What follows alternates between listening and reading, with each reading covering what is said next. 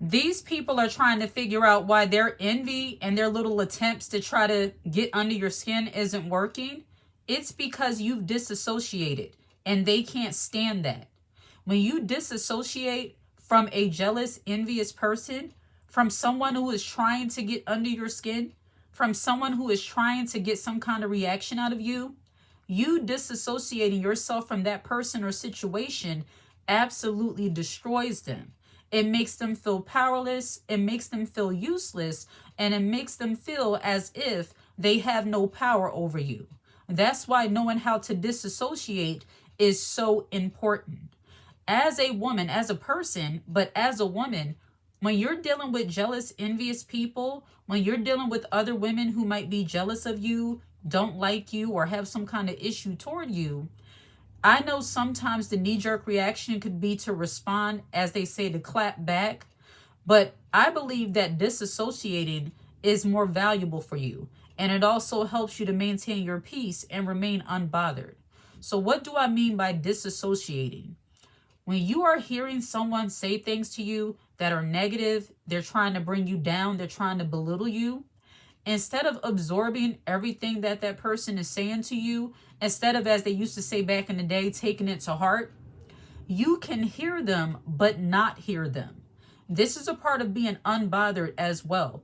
Knowing how to disassociate yourself from nonsense, from idiots, from people who are jealous and envious and trying to get a reaction out of you.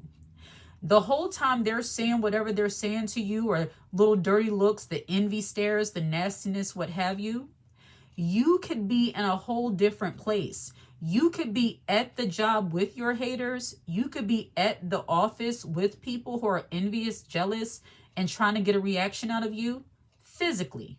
But mentally, you could be at home.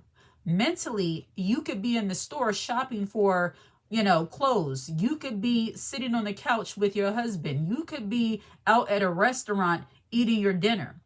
And I know that might sound weird to some people, but when you learn how to disassociate from foolishness, when you know how to disconnect from people who are trying to get a response out of you, who are so envious to the point that they're trying to distract you with foolishness, you make out better and they just look crazy.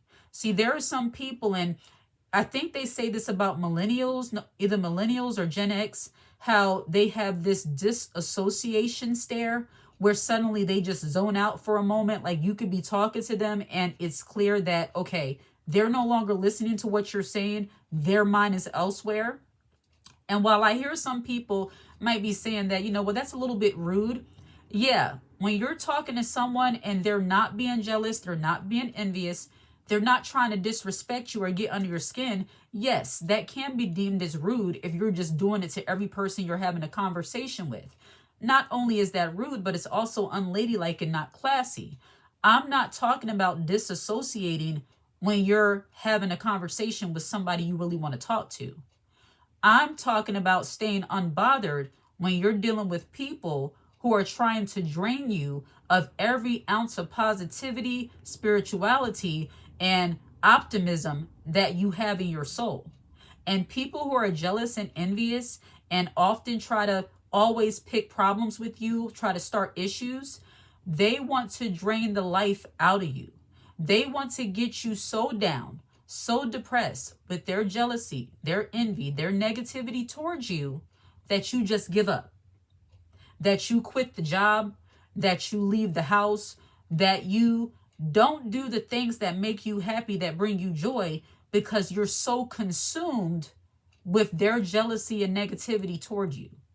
So when you know how to disassociate from jealous people, when you know how to disassociate from envious people, when you know how to disassociate and remain unbothered around miserable people, that is going to help you to better be able to operate in the environment around them if you have to still be in their space. Now, I have said before, right now at this point in my life, I don't deal with the things that I don't necessarily want to deal with. If there are certain types of people in certain places, I don't go to those places. If I'm dealing with certain things and it's like, okay, certain people are going to be there, I won't be there. It's like I have more freedom to choose, pick and choose who and what I want to be around.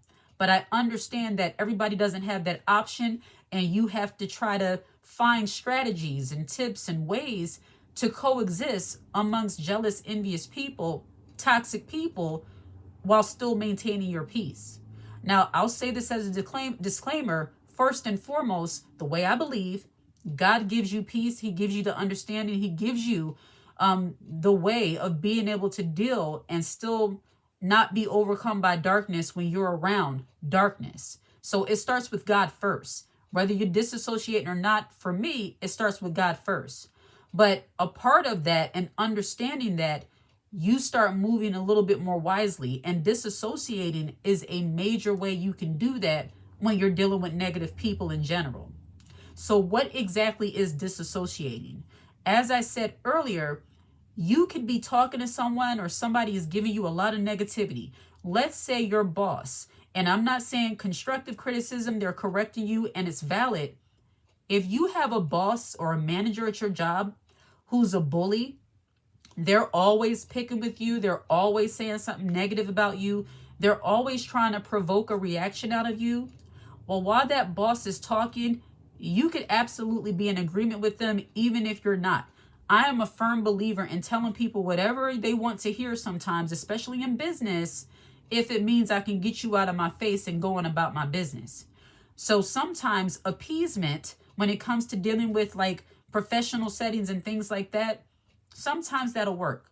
But also disassociating, knowing that the job, that bully, those haters, those people that are negative at your job or wherever you are, understanding that they're just a part of your life, they're not your whole life, that you have other things to look forward to, you have a nice full life, you have positive things to look forward to.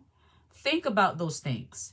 And from a spiritual standpoint, there's a scripture, and I know everybody might not, but it says, whatever things are good, whatever things are lovely, whatever things bring a good report, meditate on those things. So while a hater, a jealous, envious person, somebody who's negative, they're trying to drain your energy. They're trying to take everything positive out of you with their negativity. You could be meditating on good things. It's like you hear them, but you're not listening. And I do this often. When you work in an environment where you're dealing with a lot of people, or if you just live around a lot of negative people, maybe where you frequent shopping and whatnot, you might see a lot of negativity, a lot of negative energy around, a lot of negative spirits. There's like this, a little bit of a sidebar, there's like this blanket of darkness that has come over a lot of people. I don't know what it is, but people tend to be more angry now, tend to be more miserable. It's like you could pay somebody a good morning or a happy holiday and they just like roll their eyes at you and look at you like you're crazy. It's like the blanket of darkness and heaviness is real.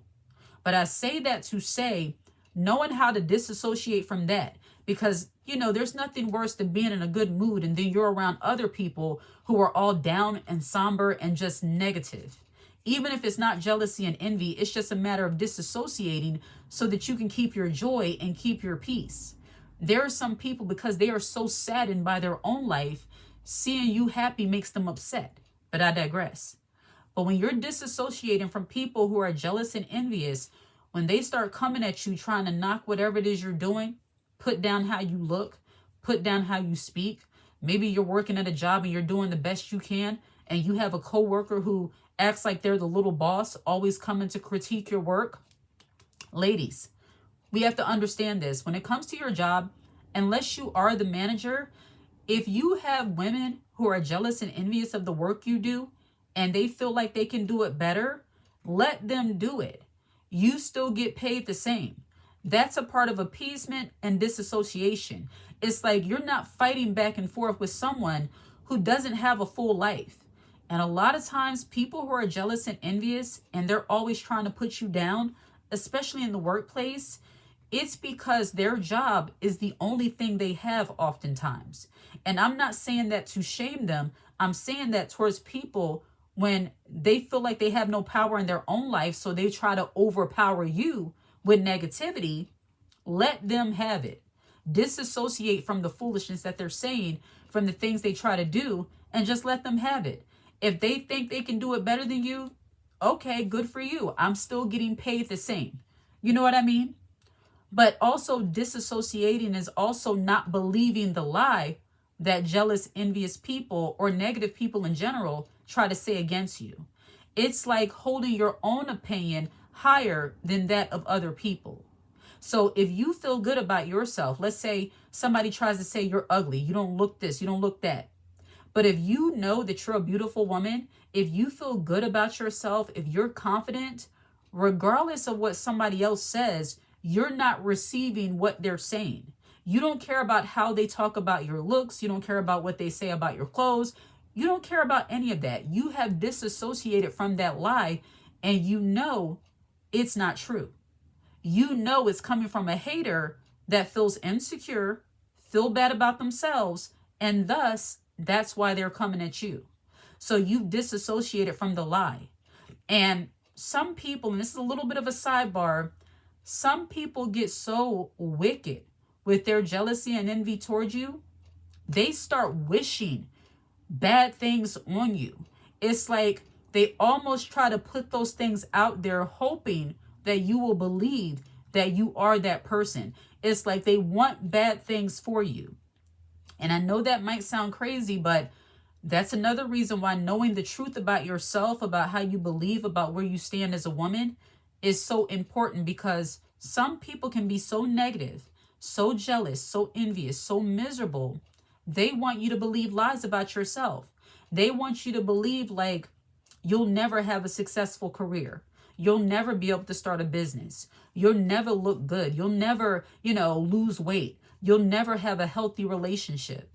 When it comes to jealousy and envy from other women especially, they are masters. Not all women, but jealous, envious women who operate in this way, they are masters at wishing the worst for you. It's like they don't want to see you living a healthy, fulfilled life because they don't have it. And you can tell that and know what you're dealing with by how women act in certain spaces. While taking your job seriously, taking the things that you like seriously is a good thing, you can tell the women who are unfulfilled because they treat their jobs, they treat their degrees, they treat their man like it's an idol.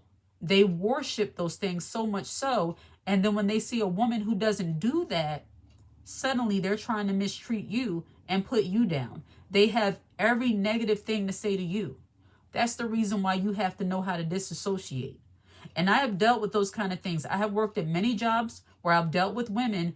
It's like they wanted me to take the things seriously that they took seriously. But to me, doing my best was enough.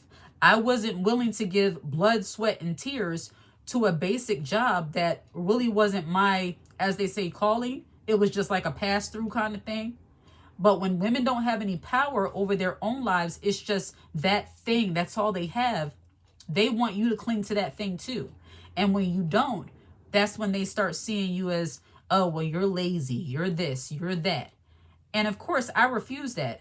I just don't care about this. I'm not tiptoeing around other people's feelings, allowing people to stress me the way you are. And it's weird. Some women, and this is another reason why you must disassociate. When you are not a woman, when you are classy, when you are more maybe feminine, you lean more into your womanhood, your girliness, you will have some women who will not like you.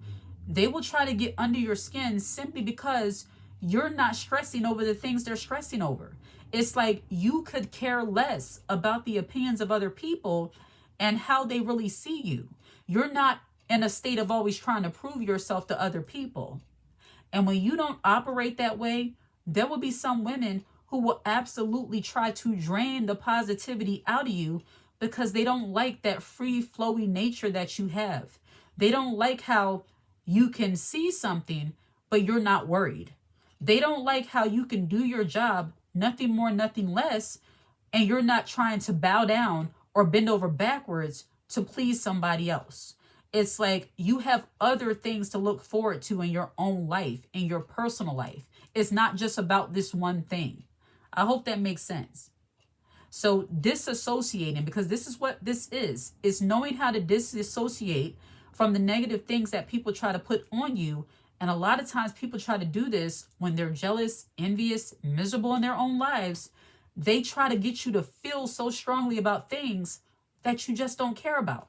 And when you don't, and this is especially with women, I've had women call themselves trying to talk to me in a very serious, stern tone, as if that was going to get me to get even more involved or care about what they're saying.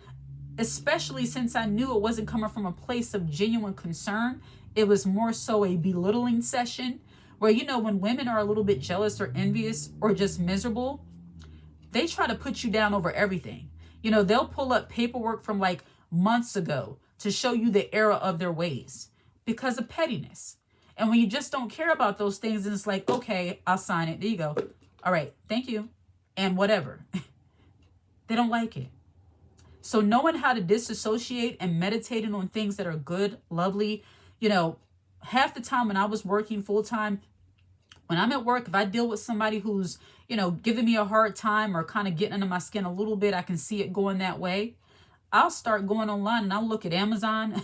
I'll look at TJ Maxx, Marshalls. I'll just be going online shopping, text my husband here and there, text my kids, you know, think about what I want to eat for dinner. You know, maybe after work, go shopping, maybe stop and get a little dinner by myself before I go home. It's just knowing how to disassociate from the negativity. It helps you tremendously to deal with people who are always trying to put you down and trying to keep you in this melancholy kind of way of being. It's like when people are jealous and envious, they don't want to see you happy and smiling. They want to see you melancholy and somber and worried and pent up with hostility. And it's like, you refuse to give them that. I refuse to give them that. It might be serious to you, but this situation is not that serious to me. You are not that serious to me. And I know for some people that might sound harsh, but look, for women, when women are jealous of other women, they want you to take them seriously because they take themselves very seriously. And I don't mean taking yourself seriously in a healthy way. I mean when they're intimidated, jealous, and envious and insecure around other women, they're going to walk around like this head honcho kind of thing.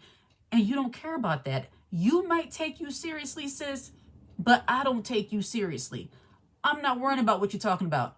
I'm thinking about my dinner, my mood, my attitude, and keeping my focus on the Lord, okay? Disassociation will help you tremendously when dealing with these people, all right? Like and subscribe to the channel and share this content. Hit the notification bell so that you're aware when I post a brand new video. If you watch this video until the very end, put the high heel emoji in the comments section. I absolutely love to see it. Take care.